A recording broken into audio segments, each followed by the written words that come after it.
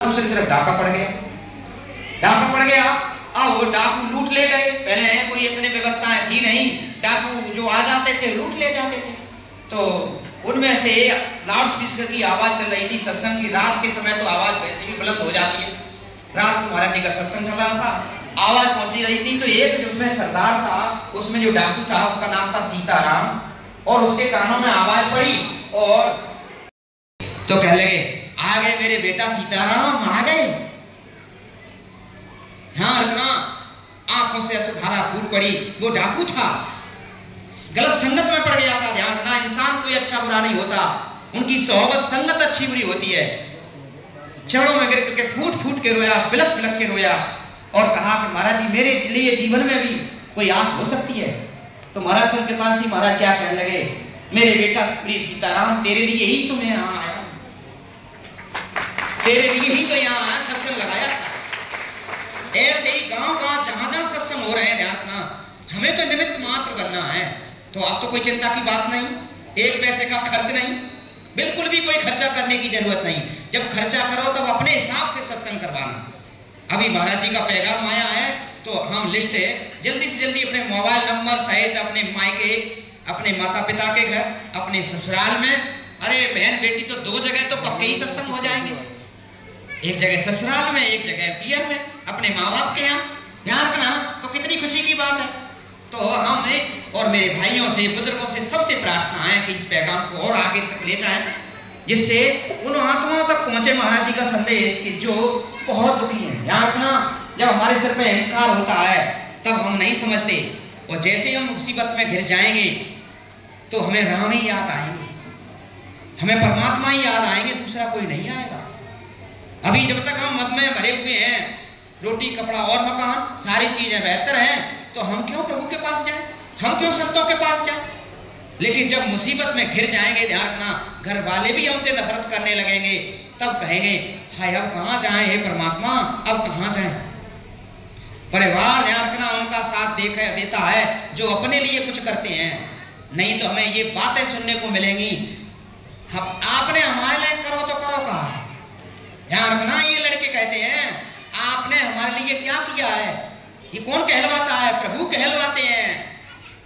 जो अपने लिए करेंगे वो औरों के लिए करेंगे, और जो अपने लिए नहीं कर रहे तो दूसरों के लिए क्या करेंगे। दया धर्म का मूल है, पाप मूल अभिमान, तुलसी दया न छोड़ियो जब लो घट में प्राण। तो इस दया का हम वहां तो अर्थ लगा लेते हैं कि अपने से छोटों पे हमें दया करना है, लेकिन कभी हमने ये नहीं जाना हमें अपने पर कब दया करोगे। क्या हम स्वतंत्र हैं, ना अपनी मर्जी से जिंदा रह सकते, ना अपनी मर्जी से चूल्हा छोड़ सकते, हम पराधीन हैं। अरे हमारे सामने हमारा बच्चा तड़प रहा हो, ध्यान रखना, हमारे माँ पिता भगवान के रूप होते हैं, और बच्चा कष्ट से दर्द से तड़प रहा हो, कोई माँ बाप ऐसा नहीं है तो हंसते हंसते एक नजर मारे और उसका दुख खत्म कर अपने ऊपर ले है। कोई ऐसा माँ बाप जो बच्चे का हो, तड़प रहा है बच्चा, और एक दृष्टि मारे और उसके कर्म अपने ऊपर ले ले? कोई नहीं है। ध्यान रखना, वो संत होते। महाराज राजेंद्र सिंह महाराज को जाकर के चेक करो, अरे गैर महाराज जी के दर्शन तो दूर, जैसे ही दरबार में प्रवेश करोगे एहसास हो जाएगा कि कष्ट खत्म हो चुका है, दुख खत्म हो चुका है, और महाराज जी सामने आएंगे ना, ध्यान रखना, होश भी नहीं रहेगा कि महाराज जी से हमें अपनी ये बात कहना है कि महाराज जी हम ये संकट में, यदि वाक्या सुनाने लग जाना तो महाराज राजेंद्र सिंह महाराज के अनंत वाक्य भरे हुए हैं। ये जो दया के फूल किताब रची है, भिंड से शुरुआत की ना जाए, ध्यान रखना, हर किसी के अपने दया के फूल भरे, सबके दया के खजाने महाराज जी के भरे हुए हैं।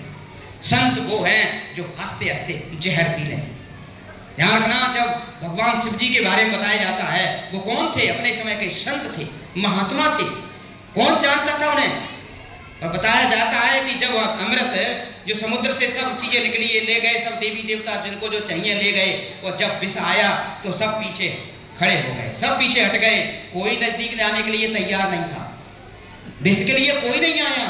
तो कौन आया, वो संत आए, वो संत आए और हंसते हंसते वो जहर पी गए, जहर पी गए। वो इतना कठोर जो जहर था कि धरती पर गिर गया, धरती जल के राख हो जाती, और उनके अंदर नाम की गंगा बह रही थी, कंठ से नीचे उतरा ही नहीं, जल के राख हो गया, अमृत में तब्दील हो गया। वो संत होते हैं। महाराज दर्शन सिंह महाराज के वाक्य सुनो। महाराज जी ध्यान रखना, जब भी दृष्टि मारते महाराज जी के यही वचन होते थे, मेरा सेवक गुरु के दर में आए और वो रो रहा, अंदर से दुखी है, उसके संकट नहीं मिट रहे, तो वो भजन कब करेगा? पहले उसका ध्यान वहां से तो हटे, तो वो हंसते हंसते जहर पी जाते हैं और हम चैन में आ जाते हैं, हम आराम में आ जाते हैं। तो कबीर साहब ये वाणी के जरिए कह रहे हैं कि सबसे अधिक ही ज्ञान है। तो हम आज 20 साल से सत्संग सुन रहे हैं। मेरे वकील साहब के यहाँ पहले वहां हुआ करता था, अब तो महाराज जी की दया से महाराज जी ने ऐसा आलीशान आश्रम बनवा दिया। फिर जगह जगह भिंड के चारों पट्टी में सत्संग हो रहे हैं। सत्संग सुनत बहुत दिन बीते, हमें तो बहुत समय हो गया है, लेकिन किसके लिए सत्संग हो रहे हैं? वो जानकारी हमें होना चाहिए, ज्ञान मिल पाने के लिए। तो ज्ञान तो हमें मिल गया। क्या ज्ञान मिला? 9 दरवाजे में आत्मा फंसी है, जगहों जगहों से फंसी है। 10वें दरवाजे पर परमात्मा बैठे हैं। ये हम 10वें दरवाजे पर नहीं गए तो जीवन की बाजी हार जाए। प्यारे सतगुरु का जो संदेश है महाराज राजेंद्र सिंह महाराज का, वो तो मर्यादा पुरुषोत्तम। सबसे ज्ञान की हमें जानकारी है, तो ज्ञान मिल गया। अब हमें क्या करना है? ध्यान करना है। सबसे अधिक ज्ञान है, कहां से ऊंचा ध्यान, जो ध्यान कर रहे हैं